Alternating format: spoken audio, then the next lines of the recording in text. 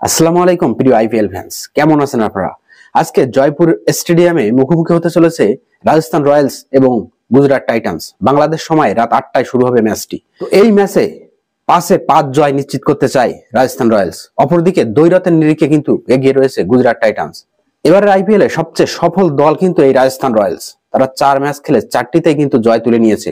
অপরদিকে গুজরাট টাইটান্স 2টা জয় নিয়ে পয়েন্ট টেবিলের সপ্তম স্থানে অবস্থান করছে। তো রাজস্থান কি পারবে তাদের 5 ম্যাচে 5 জয় তুলে নিতে? আবার পরিসংখ্যানের নিরিখে এগিয়ে থাকা গুজরাট কি পারবে রাজস্থানকে এখানে আটকে দিতে? রাজস্থানকে 5-5 আটকানোর কাজটা কিন্তু গুজরাটের জন্য মোটেও সহজ হবে না, কারণ ধারাবাহিকতা কাকে বলে সেটা কিন্তু এই মৌসুমে রাজস্থান রয়্যালস তারা দেখিয়ে দিচ্ছে। এবারের আইপিএল এ এখনো পর্যন্ত অপরাজিত দল রাজস্থান রয়্যালস। প্রতিটা ম্যাচে দেখা গিয়েছে কেউ না কেউ ম্যাচের মোমেন্টাম বদলে দিয়েছে এবং ম্যাচটা বের করে নিয়ে গেছে। হোম বা অ্যাওয়ে যে ম্যাচই হোক না কেন, রাজস্থান রয়্যালসের একজন বা দুইজন প্লেয়ার ম্যাচটাকে নিজেদের করে নিয়েছে। তবে রাজস্থান রয়্যালসের একটা অস্বস্তির জায়গা কিন্তু অবশ্যই ছিল, সেটা প্রথম 3 ম্যাচে।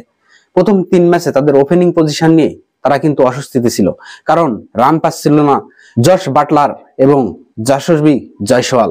তো সেখান থেকেও কিছুটা বেরিয়ে এসেছে চতুর্থ ম্যাচে জশ বাটলার তিনি অনবদ্য 1 সেঞ্চুরি করেছেন এবং বাটলারের মতো ব্যাটসম্যান তিনি ফর্মে ফিরলে বা ফর্মে থাকলে বিপক্ষ দলকে তিনি যে কত বড় বিপদে ফেলতে পারেন বা বিপক্ষ দলের জন্য তিনি যে কতটা ভয়ঙ্কর হয়ে উঠতে পারেন সেটা আরসিবি হাড়ে হাড়ে টের পেয়েছে গত ম্যাচে। এই মুহূর্তে রাজস্থানের অস্বস্তি একটা জায়গায়, সেটা হচ্ছে যশস্বী জয়সওয়ালের ফর্ম। জাতীয় দলের জার্সিতে অসাধারণ ফর্মে ছিলেন ইংল্যান্ডের বিরুদ্ধে টেস্ট সিরিজে, কিন্তু যখনই ফরম্যাট বদলে গেল যশস্বীর ফর্ম যেন ফরম্যাটের সাথে চেঞ্জ হয়ে গেল। তো যশস্বী যদি ফর্মে ফেরে তবে রাজস্থান বাড়তি আত্মবিশ্বাস পাবে, সেটা কিন্তু বলার অপেক্ষা রাখে না। অবশ্যই এই দুই দলের পারস্পরিক দ্বৈরথে কিন্তু এখনো পর্যন্ত বেশি দাপট দেখিয়েছে গুজরাট টাইটান্স। 5 ম্যাচের মধ্যে 4টিতে জিতেছে গুজরাট, 1টি ম্যাচ জিতেছে রাজস্থান রয়্যালস। 2022 সালে যে 3টি ম্যাচ তারা খেলেছিল 3টাতেই কিন্তু গুজরাট টাইটান্স জয় ছিনিয়ে নিয়েছিল। সেজন্য পরিসংখ্যানের নিরিখে কিন্তু আজকে গুজরাট টাইটান্স এগিয়ে থাকবে, কিন্তু সাম্প্রতিক ফর্ম বিবেচনায় রাজস্থানের ধারে কাছেও নেই গুজরাট টাইটান্স। অবশ্য গত বছরের আইপিএল এ কিন্তু প্রথম সাক্ষাতেই গুজরাটকে হারিয়ে দিয়ে একটা মধুর প্রতিশোধ কিন্তু নিয়েছিল রাজস্থান রয়্যালস। যদিও তার পরের সাক্ষাতেই কিন্তু গুজরাট টাইটান্স আবার নিজেদের জয় ছিনিয়ে নিয়েছিল।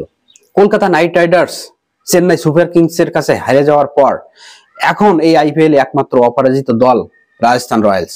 সেই তকমাটা তারা ধরে রাখতে পারে কিনা সেটা আজকেই বোঝা যাবে। জয়পুরের পিচ আমরা জানি সবসময় হাই স্কোরিং হয়ে থাকে। এখানে দেখা গিয়েছে শেষ 6 ইনিংসের মধ্যে 4টাতেই কিন্তু 180+ স্কোর হয়েছে।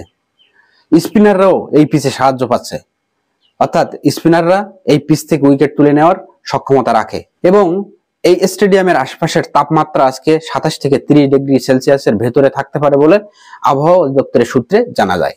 এবার যদি আমরা গুজরাট টাইটান্সের কথা বলি, তবে শুভমান গিলের নেতৃত্বাধীন গুজরাট টাইটান্স তাদের শুরুটা অত্যন্ত দুর্দান্ত করেছিল, কিন্তু তারা সেই ফর্ম ধরে রাখতে পারেনি। তাদের এখন চলছে ধারাবাহিকতার খোঁজ।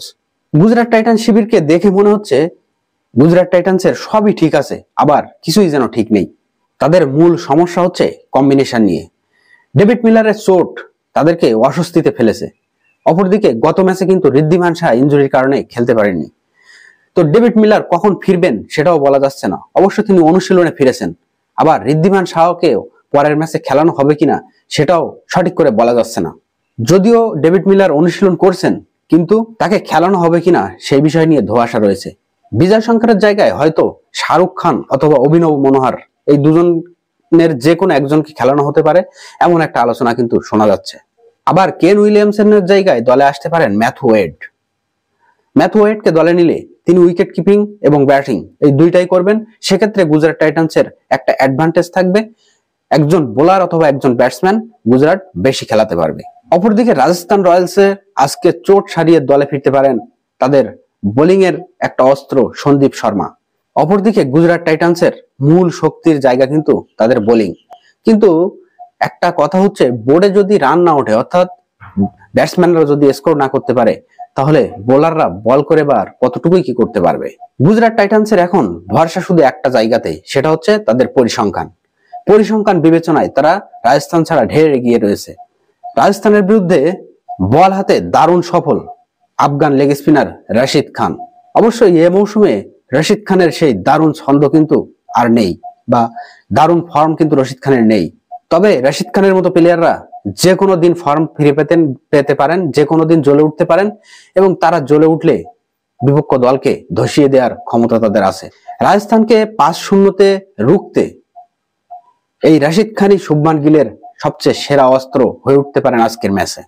এবার যদি আমরা রাজস্থান রয়্যালসের বেস্ট 11-এর কথা চিন্তা করি, তবে যে স্কোয়াড খেলানো হতে পারে সেটা হচ্ছে জস বাটলার এবং জাসিস জয়সওয়াল, তারা ওপেন করতে পারেন।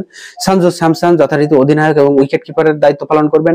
রিয়ান পারাগ, সিমরন হেটমায়ার, ধ্রুব জুরেল, রবিচন্দ্রন আশ্বিন, ট্রেন্ট বোল্ট, আবেশ খান, নন্দন বার্গার, যুবেন্দ্র চাহাল এবং ইম্প্যাক্ট হিসেবে নামতে পারেন শিবম দুবে।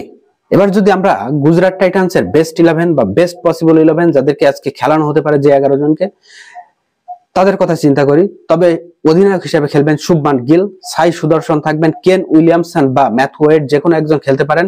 উইকেট কিপার হিসেবে খেলবেন বি.আর. শরদ, বিজয় শঙ্কর বা অভিনব মনোহর, অথবা রাহুল ত্রিপাঠী খেলবেন। রশিদ খান, দর্শন নালকান্ডে, নূর আহমেদ, উমেশ যাদব, স্পেন্সার জনসন, এবং বোলিং এর সময় ইম্প্যাক্ট সাবস্টিটিউট হিসেবে মোহিত শর্মা। এমন প্লেইং 11ই খেলানো হতে পারে আজকের ম্যাচে। যেহেতু পরিসংখ্যানে এগিয়ে আছে গুজরাট টাইটান্স এবং এবার আইপিএল এর ফর্ম বিবেচনায় এগিয়ে আছে রাজস্থান রয়্যালস, তো দু দলের মুখোমুখি লড়াইটা জমজমাটি হতে চলেছে। আশা করি আপনারা আজকের ম্যাচ উপভোগ করবেন এবং আইপিএল এর সাথে থাকবেন, এবং ভিডিও ভালো লাগলে লাইক, কমেন্টস এবং সাবস্ক্রাইব করবেন। ধন্যবাদ সবাইকে।